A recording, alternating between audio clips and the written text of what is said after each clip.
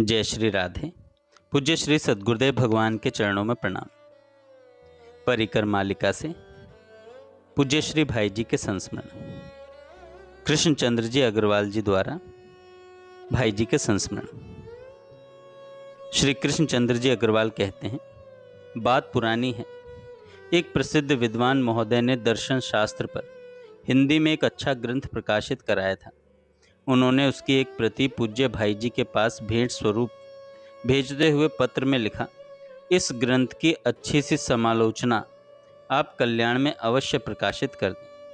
पूज्य भाई जी उन दिनों कल्याण के विशेषांक के कार्य में व्यस्त थे एवं उनका स्वास्थ्य भी कुछ शिथिल था। अतएव उस पत्र का उत्तर सामान्य रूप में संपादकीय विभाग के एक सदस्य ने लिख दिया था, कल्याण में आपके ग्रंथ की समालोचना प्रकाशित नहीं हो पाएगी, कृपया विवशता के लिए क्षमा करें। इस उत्तर को प्राप्त करके विद्वान महानुभाव को बड़ा असंतोष हुआ, पर उन्होंने अपना असंतोष मन में ही रखा, पत्र रूप में उसे व्यक्त नहीं किया। 1-2 महीने बाद किसी काम से वे विद्वान महोदय गोरखपुर पधारे और पूज्य भाई जी से मिले। पूज्य भाई जी ने उनका बहुत ही आदर के साथ स्वागत किया, चरण छूकर प्रणाम किया और अपने सहज स्वभाव से पूछा, महाराज जी कोई सेवा हो तो बताइए। पूज्य भाई जी के मुख से ये शब्द सुनते ही विद्वान महोदय मुखर हुए। ग्रंथ की समालोचना प्रकाशित न होने के कारण जो असंतोष उनके हृदय में था, उसे व्यक्त करने का उन्हें अच्छा मौका मिल गया। कामात् क्रोधो अभिजायते, कामना प्रतिहत होकर क्रोध बनती है। विद्वान महोदय ने कहा, भाई जी आप पूछ रहे हैं कि कोई सेवा हो तो बताइए। 2 महीने पहले एक सेवा बताई थी। दर्शन विषय पर एक लिखा गया अपना ग्रंथ आपको भेजा था और आग्रहपूर्वक लिखा था कि उसकी अच्छी समालोचना कल्याण में प्रकाशित कर दीजिएगा, परंतु आपने उस सेवा की और तो ध्यान ही नहीं दिया और मिलने पर सेवा बताने की बात कह रहे हैं। क्या कल्याण जैसे आध्यात्मिक पत्र के संपादक का यही स्वरूप होना चाहिए?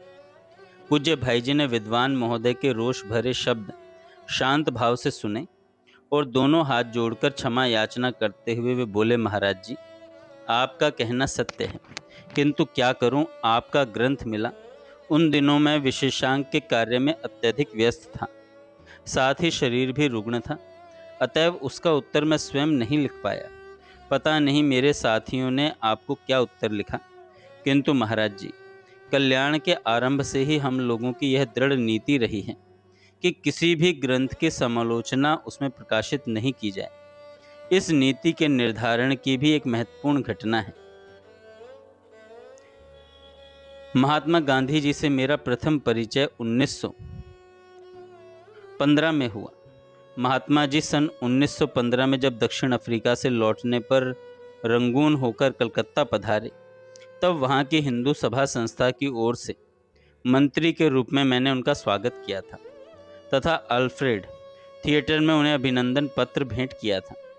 पीछे क्रांतिकारी गतिविधियों में सक्रिय भाग लेने के कारण जब मैं बंगाल से निष्कासित कर दिया गया, तब सन 1918 से लेकर 27 ईस्वी तक मैं बंबई में रहा। उस अवधि में महात्मा जी के साथ अत्यंत घनिष्ठता हो गई। वे जब बंबई पधारते तब स्वर्गीय भाई श्री जमना लाल जी बजाज के साथ व्यावसायिक कार्य करने के कारण उनकी ओर से महात्मा जी के सारे आतिथ्य का भार मेरे ही जिम्मे रहता था। महात्मा जी बंबई में मेरे घर पर कई बार पधारे थे। उनका मेरे साथ प्राय वैसा ही कौटुंबिक था जैसा उनका अपने पुत्र भाई देवदास के साथ था। जब कल्याण पत्रिका प्रकाशित हुई तब पत्रिका के लिए महात्मा जी का आशीर्वाद प्राप्त करने हेतु श्री जमना लाल जी बजाज को साथ लेकर मैं उनके पास गया। कल्याण के संबंध में निर्धारित नीतियों को सुनकर महात्मा जी बहुत प्रसन्न हुए। बोले कि 2 नियमों का पालन दृढ़ता से करना, बाहरी कोई विज्ञापन नहीं देना तथा पुस्तकों की समालोचना मत छापना। विज्ञापन न छापने के संबंध में उन्होंने हेतु बताया कि तुम अपनी जान में पहले यह देखकर विज्ञापन लोगे कि वह किसी ऐसी चीज का ना हो जो भद्दी हो और जिसमें जनता को धोखा देकर ठगने की बात हो। आगे चलकर ऐसी परिस्थिति तुम्हारे सामने आएगी कि तुम्हारे विरोध करने पर भी साथी लोग कहेंगे कि देखिए इतना पैसा आता है, क्यों न यह विज्ञापन स्वीकार कर लिया जाए। बस पैसों का प्रलोभन आया कि जनता के लाभ हानि की बात एक और रह जाएगी। अतएव आरंभ से ही यह नियम बना लो, बाहरी विज्ञापन स्वीकार करना ही नहीं है। समालोचना के संबंध में यह बात है कि जो लोग समालोचना के लिए तुम्हारे पास अपनी पुस्तकें भेजेंगे, उनमें से अधिकांश इसलिए भेजेंगे कि तुम्हारे पत्र में उनके ग्रंथ की प्रशंसा निकले। यथार्थ समालोचना कराने के लिए अपनी पुस्तक भेजने वाले विरले ही होते हैं। ऐसी स्थिति में पुस्तकें चाहे जैसी हों, या तो उनकी झूठी प्रशंसा करनी होगी या उन साहित्यकारों, लेखकों से झगड़ा मोल लेना पड़ेगा। इसलिए समालोचना मत छापना। महात्मा गांधी जी की बात सुनकर मैंने उनको कहा कि बापू, आपका आशीर्वाद चाहिए और भगवान शक्ति दें कि इन 2 नियमों का दृढ़ता से पालन हो। फिर बापू ने कल्याण की सफलता के लिए हृदय से आशीर्वाद दिया। तब से आज तक कल्याण की वही नीति चली आ रही है। गांधी जी ने जो आशंका व्यक्त की थी, आगे चलकर वह सामने आ गई। ज्यों-ज्यों कल्याण का प्रचार बढ़ने लगा, त्यों-त्यों विज्ञापन वालों के आग्रह आने लगे।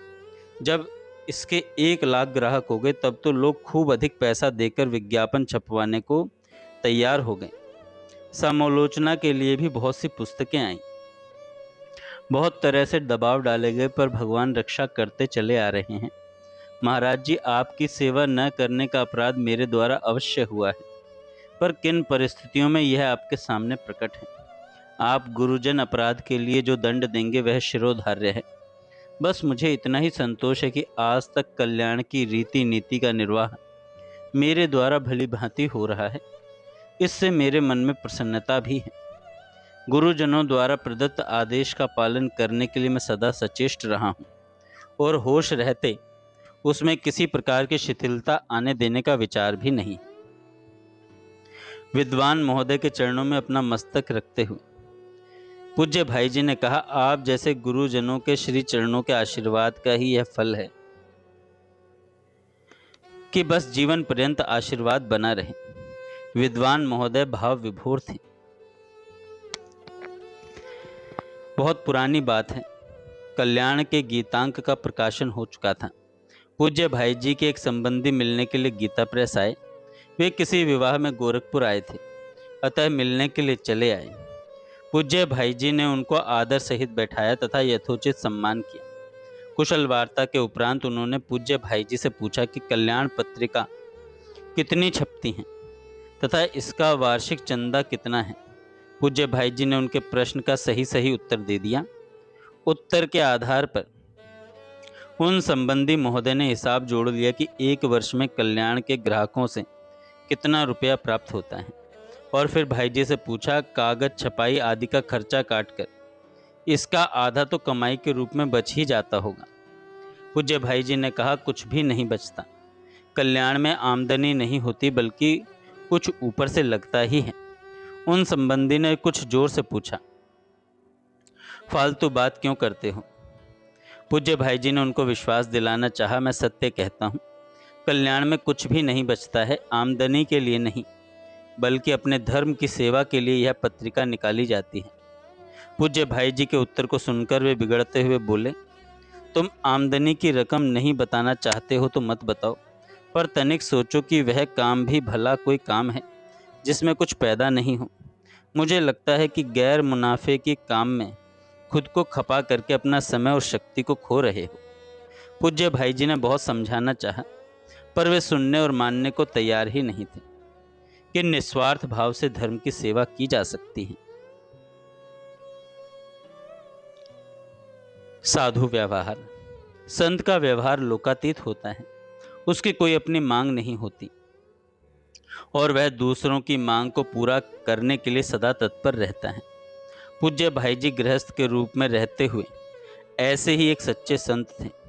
उनके जीवन की अनेक घटनाएं हैं जहां उन्होंने दूसरों की उचित अनुचित सभी प्रकार की मांगों का आदर किया। बात है अप्रैल सन 1968 की। पूज्य भाई जी अपने परिवार सहित सत्संग के लिए गीता भवन स्वर्गाश्रम जा रहे थे। मैं भी पूज्य भाई जी के साथ था। लखनऊ स्टेशन पर उनके लिए देहरादून एक्सप्रेस से हरिद्वार तक के लिए प्रथम श्रेणी की 4 बर्थों वाली एक केबिन आरक्षित करवाई गई थी। जब गाड़ी स्टेशन पर पहुंची और मैं डिब्बे में घुसा, तब मैंने देखा कि एक शिक्षित भद्र पुरुष सपरिवार पूज्य भाई जी के लिए आरक्षित कैबिन में बैठे हैं। मैंने उन महाशय को केबिन खाली करने के लिए कहा। पढ़े लिखे होने पर भी उन्होंने केबिन खाली करना अस्वीकार कर दिया। उसका हेतु पूछने पर उन्होंने बताया, मेरे नाम से सी केबिन आरक्षित है और यह सी केबिन है, अतः मैं यह खाली नहीं करूँगा। मैंने उनसे प्रार्थना की, लखनऊ से 2 डिब्बे हरिद्वार के लिए लगते हैं, आपका सी केबिन दूसरे डिब्बे में है, इसमें नहीं। मेरे निवेदन पर वे कुछ भी ध्यान देने के लिए तैयार नहीं हुए। मैं रेलवे अधिकारियों को बुलाने जा रहा था कि पूज्य भाई जी डिब्बे में प्रविष्ट हुए। जब उन्हें पता चला कि केबिन के लिए विवाद हो रहा है, तब वे पूरी परिस्थिति समझे बिना ही मेरे ऊपर बिगड़ खड़े हुए और कहने लगे, यात्रा में दूसरों के सुख सुविधा पर ध्यान नहीं देते और मेरे लिए सुविधा करना चाहते हो। दूसरों को असुविधा होने से मुझे जो कष्ट हृदय में होगा, उसकी तुम लोगों को कल्पना नहीं है। जब एक केबिन में एक महाशय सपरिवार बैठे हैं, तुम लोगों को उसमें क्यों प्रवेश करना चाहिए?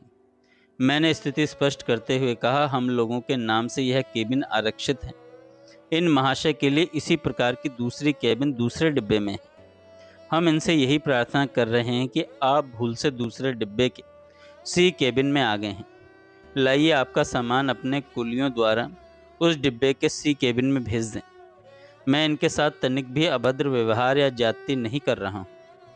भाई जी स्थिति को समझ गए, किंतु उनका संत हृदय इस बात को स्वीकार नहीं कर सका कि जब तक वे सज्जन अपनी भूल समझकर स्वयं ही जाने के लिए तैयार न हो, तब तक हम लोग उस कैबिन में घुसे और उन्हें वहां से हटाने की प्रार्थना करें। पूज्य भाई जी स्वयं कैबिन के बाहर गैलरी में खड़े हो गए। संयोग से कानपुर की एक बहन भी उसी गाड़ी द्वारा हरिद्वार जा रही थी। उनके नाम से बी कैबिन आरक्षित था।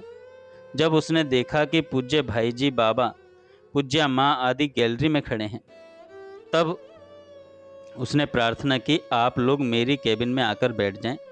पूज्य भाई जी ने पहले तो स्वीकार नहीं किया, पर जब सबने आग्रह किया, तब वे उस बहन के कैबिन में पूज्य बाबा, माँ आदि के साथ जाकर बैठ गए। परंतु पूज्य बाबूजी का सब सामान गैलरी में पड़ा रहा। मुझे इस बात से बड़ा कष्ट हो रहा था कि मेरा बहुत समय इस विवाद में चला गया। परिणाम यह हुआ कि हमारे परिवार की एक बहन, साथ का एक नौकर तथा बहुत सा सामान प्लेटफॉर्म पर रह गया और सीटी देकर गाड़ी चल पड़ी। परिवार की बहन के प्लेटफॉर्म पर रह जाने की बात जब पूज्य भाई जी को बतलाई गई, तब उन्हें भी बड़ा कष्ट हुआ, किंतु वे इस बात से निश्चित थे कि लखनऊ से अनेकों श्रद्धालु जन जो उन्हें विदा करने के लिए आए थे, वे उस बहन को संभाल लेंगे तथा उसे सुरक्षित रूप से किसी दूसरी गाड़ी से हरिद्वार भेज देंगे। गाड़ी छूटने पर पूज्य भाई जी को सी केबिन वाले महानुभाव की नासमझी तथा हठ धर्मी के विषय में समझाने की चेष्टा की, पर पूज्य भाई जी इस बात को स्वीकार नहीं कर पाए कि उन महाशय के साथ तनिक भी जबरदस्ती करनी चाहिए। पूज्य भाई जी बहुत देर तक मुझे समझाते रहे, जहाँ विवाद हो वहाँ अपनी मांग का त्याग कर देना चाहिए। जहाँ विवाद हो वहाँ अपनी मांग का त्याग कर देना चाहिए।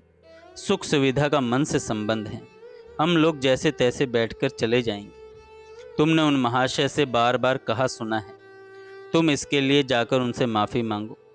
चलो मैं उनसे माफ़ी मांगता हूँ। इतना कहकर पूज्य भाई जी उठ खड़े हुए उन महाशय के पास जाने के लिए, पर मैंने अनुनय विनय करते हुए स्पष्ट किया, उन महाशय के साथ मैंने तनिक भी अभद्र व्यवहार नहीं किया है। वे बड़े मज़े में अपने केबिन को बंद करके बैठे हुए हैं। इसी बीच हरदोई स्टेशन आ गया। कंडक्टर महोदय ने उन महाशय के टिकटों की जांच की और उन्हें बताया, आप आरक्षण के दूसरे डिब्बे में हैं, इसमें नहीं। अब उनको बाध्य होकर दूसरे डिब्बे में जाना पड़ा। पूज्य भाई जी ने मुझसे कहा, उनका सब सामान कुलियों द्वारा डिब्बे में भिजवा दो और कुलियों का पैसा अपने पास से दे दो तथा उनसे क्षमा मांग लो कि आपको डिब्बा परिवर्तन करने का कष्ट उठाना पड़ रहा है। मैंने वही किया। इतना ही नहीं, जब वे सज्जन डिब्बे से उतरने लगे तब स्वयं पूज्य भाई जी ने उनसे कहा, आपको असुविधा हुई, क्षमा कीजिएगा। भूल करने वाले से क्षमा मांगना पूज्य भाई जी का ही काम था। पूज्य भाई जी के इस साधु व्यवहार को देखकर साथ वाले लोग मुग्ध हो गए। जय श्री राधे।